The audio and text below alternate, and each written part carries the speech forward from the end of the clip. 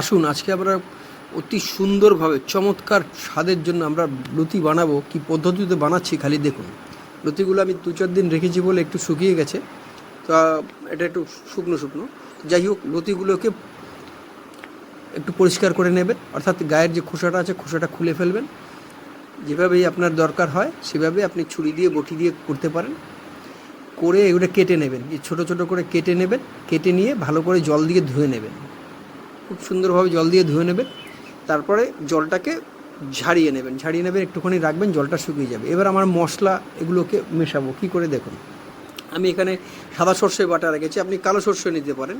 এবার এখানে পেঁয়াজ আছে, কুচো রসুন আছে, এই আদার গুঁড়ো পেস্ট আছে, হলুদ গুঁড়ো, শুকনো লঙ্কার গুঁড়ো, আর আমি সর্ষেতে 2 কাঁচা লঙ্কা দিয়েছি। আর আমার সর্ষের তেল কিছু আছে, কাঁচা সর্ষের তেল। এবার প্রথমে পেঁয়াজগুলো দিয়ে দেওয়া হলো কড়াইয়ের মধ্যে, তারপর রসুন কুচিগুলো দিয়ে দিলাম, হ্যাঁ। এরপরে আদা পেস্ট দিয়ে দিলাম কিছুটা, পরিমাণ মতো বুঝে। তারপরে ওই সর্ষে বাটা আর তার সঙ্গে কাঁচা লঙ্কা বাটা ছিল সেটাকে এখানে দিয়ে দিলাম। দিয়ে এবার তার সঙ্গে একটু হলুদ দিয়ে দেবো পরিমাণ মতো। তারপর তার সঙ্গে এই হলুদ দিয়ে দিলাম।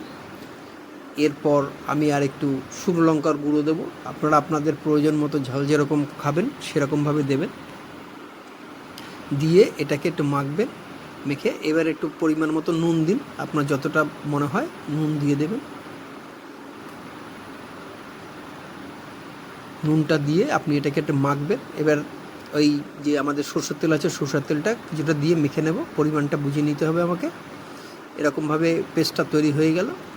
এবার এই কচুরলতির যে টুকরোগুলো ধোয়া কাটা পরিষ্কার আছে সেগুলোকে এর মধ্যে দিয়ে চটকে চটকে একটু মেখে নিতে হবে, ভালো করে একটু চটকে মাখতে হবে। তার সঙ্গে এবার একটু স্বাদের জন্য একটুখানি চিনি দিয়ে দেওয়া হলো। এবার এটাকে ভালো করে মিশিয়ে নিন। এবার আমি ফ্রাইং প্যানটা যে আছে তার মধ্যে কয়েকটা সুতো রেখেছি, আমি এটা বাঁধবো। এবার দেখুন, এই কলা পাতাগুলো রেখেছি, কলা পাতাগুলো রেখে এই পাতুরি করার জন্য কলা পাতাটাই সাধারণত ব্যবহার করে, হ্যাঁ। তো এটার পরিমাণ যতটা এই কলা পাতায় থাকবে ঠিক সেই পরিমাণটা দেওয়া হলো আমার। সেই পরিমাণটা দিয়ে এটাকে বেঁধে নেব সুতোগুলো দিয়ে। দরকার হয় আরও সাইড দিয়ে সুতো আপনি পেঁচিয়ে দেবেন। এটা করার পরে আপনার প্রয়োজন মতো আপনি ভালো করে বেঁধে নেবেন যেন বেরিয়ে না যায়। এবার ফ্লেমটাকে, বড় গ্যাসে ফ্লেমটাকে কমিয়ে নিয়ে ওটাকে বসিয়ে দিলাম। বসিয়ে দিয়ে এবার এটাকে সাইড দিয়ে অল্প করে তেল দিয়ে দেবো, হ্যাঁ। তেল দিয়ে দেবো যাতে একদম মানে ধরে না যায় বা লেগে না যায়, একটুখানি তেল দিয়ে দিতে হবে। তেল দিয়ে দিলে তেলের মধ্যে হবে। এবার এটাকে একটা পাত্র দিয়ে ঢাকা দিয়ে দেব, অন্তত 20 থেকে 25 মিনিট ঢিমে তালে হবে। এবার 20-25 মিনিট হওয়ার পরে দেখুন উপরটা কীরকম ব্রাউন হয়ে গেছে। এবার এটাকে তোলার জন্য অন্য একটা থালা দিয়ে নেবেন, ওইটা দেবেন না কারণ ওটা গরম থাকবে। এটাকে জাস্ট উল্টে দেবেন, হাতেও লাগবে না। এবার চাটুটা আবার বসিয়ে দিন, ফ্রাইং প্যানটা। এবার আস্তে করে এটাকে দিয়ে দিন, হ্যাঁ। এবার এটাকে সাইড দিয়ে আবার একটুখানি তেল দিয়ে দিলাম। তেল দিয়ে আবার এটাকে আমরা ঢেকে দেব। ঢেকে দিয়ে আবার 20-25 মিনিট টাইম লাগবে ঢিমে আস্তে আস্তে হতে। তারপর আমরা যখন ওটা খুলবো এই রকম কালার চলে আসবে। দেখুন কীরকম ব্রাউন পোড়া একটা ভাব এসছে। এবার এটাকে আমরা খুলে দেখব যে ভেতরে কীরকম হয়েছে। দেখুন কীরকম এই গরম আছে এখন।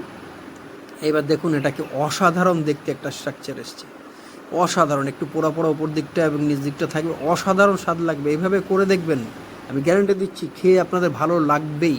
আপনারা কমেন্ট করে জানাবেন যে কীরকম খেলেন। এইভাবে করবেন, দেখবেন অন্য কোনো পদ্ধতির থেকে এই পদ্ধতিটা আপনার ভালো লাগবে। অসাধারণ, সে কচুরলতির স্বাদ একদম অসাধারণ।